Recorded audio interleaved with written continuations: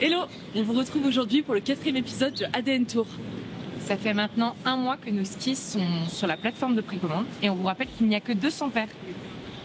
Et aujourd'hui, on vous emmène pour voir la production de nos skis en Autriche. Let's go!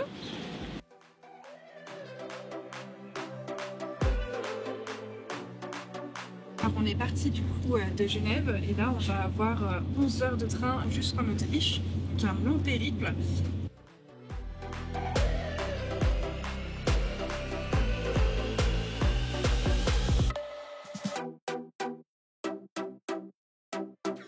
On est à Zurich, on a 10 minutes pour prendre un petit peu à manger, puis on reprend notre train direction l'Autriche. À tout de suite!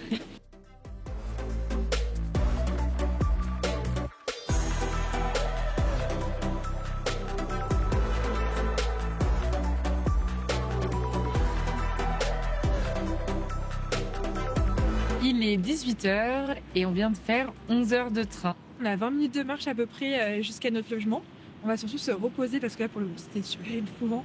De toute façon, nous on vous retrouve pour pouvoir visiter l'usine. À demain!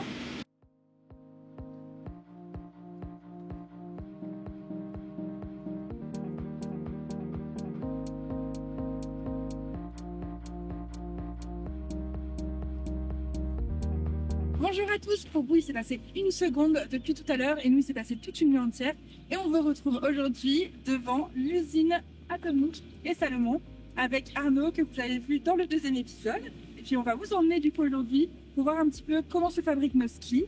Voilà, je pense qu'on peut y aller maintenant. C'est parti!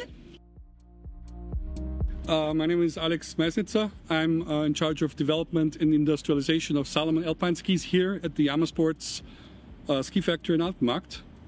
And yeah, we'll show you around a bit how we produce our skis. So let's go. We're going to get started with the raw material warehouse. Oui, donc on est ici à Altenmarkt.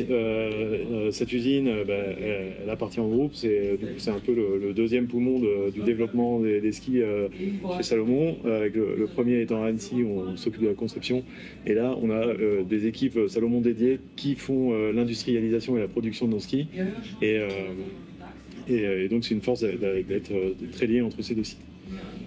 L'Autriche, c'est le pays du ski par la pratique, mais aussi par le réseau de fournisseurs, d'industriels, de connaissances du ski, qui va aussi jusqu'à la formation des opérateurs sur place.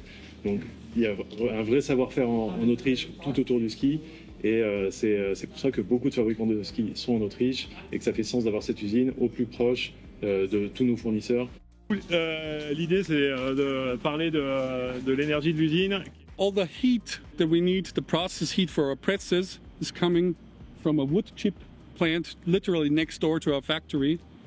And then the remaining heat after the presses is used to heat the buildings, the office buildings and everything else. So with regards to electrical energy, we're blessed in Austria with lots of hydroelectric power. So all the electrical energy we source from our provider, it's 100% CO2 neutral. L'industrie du ski génère plutôt, on peut le dire, beaucoup de déchets, notamment ce que tu dis, quand on détourne le ski, il y a tout un excès de matière qui pour l'instant est jeté à la poubelle. Du coup, ça, c'est les chutes.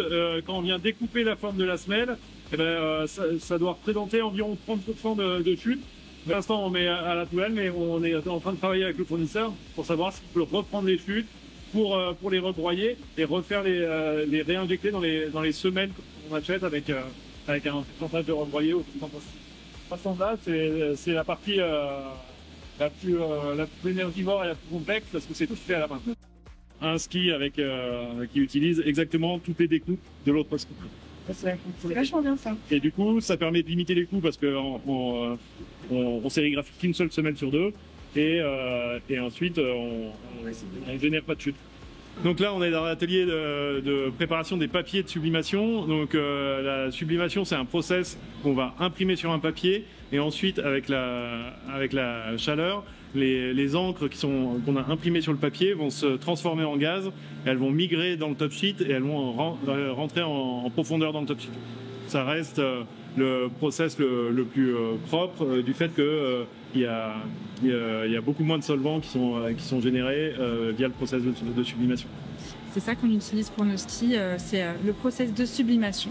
Les grosses bobines qu'on a vues se faire tisser en Ardèche sont juste ici. Et là, ensuite, ils vont remettre différents types de verre en dessous du noyau. Le noyau va arriver, il est encollé derrière. Et ensuite, on va avoir de nouveau des pré-imprégnés et finalement le décor.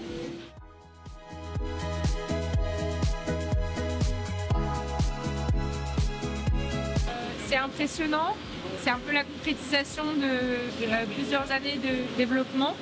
Et les voir se fabriquer, et faire les finitions et apparaître telles qu'on les a imaginées, c'est quand même assez impressionnant et pour être notifié.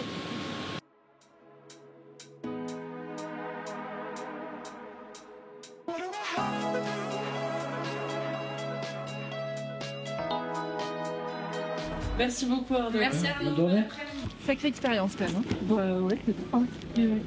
Ouais, moi, ce que j'ai trouvé impressionnant, c'est le fait qu'il y ait beaucoup de choses qui soient hyper automatisées avec des machines hyper complexes et d'autres qui soient toujours faites à la main. Je trouve ça impressionnant qu'on puisse avoir les deux types de process en même temps. Et tous les détails sont minutieusement pensés et que vraiment, mais c'est ultra professionnel. Donc forcément, ça fait tellement longtemps que l'usine existe.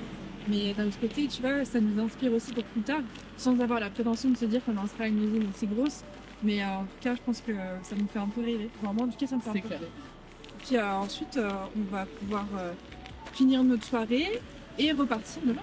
Repartir demain en train, on va faire exactement le même trajet à l'inverse, donc 11 heures de train à nouveau, parce qu'on veut évidemment se déplacer avec des mobilités vertes pour faire honneur à nos engagements.